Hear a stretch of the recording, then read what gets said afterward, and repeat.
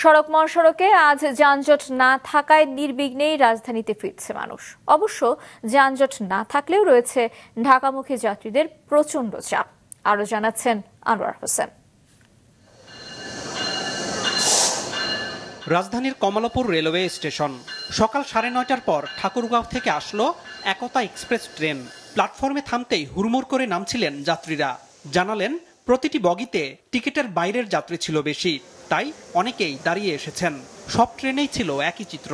আমাদের টিকিট আছে, অথচ পীরগঞ্জ থেকে আমরা উঠতে পারতেছি না ট্রেনে। একমাত্র রীতিমতো যুদ্ধ করে আমাদের উঠতে হচ্ছে।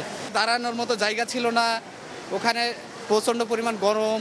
আজকে যেহেতু অনেক গ্যাঞ্জাম ছিল, সেহেতু আজকে অনেক কষ্টই হয়েছে। সারা জীবনে কষ্ট করলাম, ঈদ পরিবারের সাথে কাটাই দিয়েছি, এটাই তো আসল ঈদের মর্ম।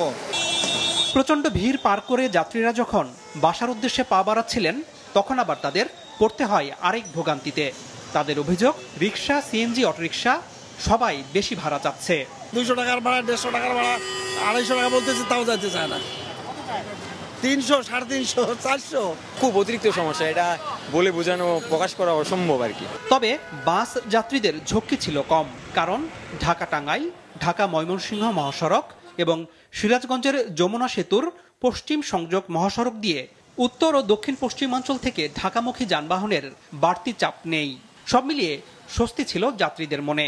বড় কোনো জ্যাম ছিল না, সর্বোচ্চ হয়তো 2-4 মিনিট ছিল। রাস্তায় শুধু এলাঙ্গা একটু জ্যাম পাচ্ছি, এলাঙ্গা থেকে তার বাদ আর বাকি রাস্তা জ্যাম নাই। ভাড়া বেশি না, সামান্য একটু ভাড়া বেশি, ওটা ব্যাপার না। বাড়তি চাপ না থাকায় পাটুরিয়া দৌলতদিয়া রোড দিয়ে নির্বিঘ্নে ফেরি ও লঞ্চে নদী পারাপার হচ্ছে মানুষ।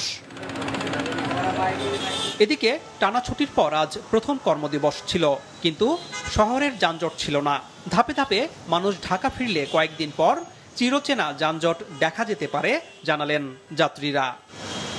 আনোয়ার হোসেন, মাছরাঙা সংবাদ, ঢাকা।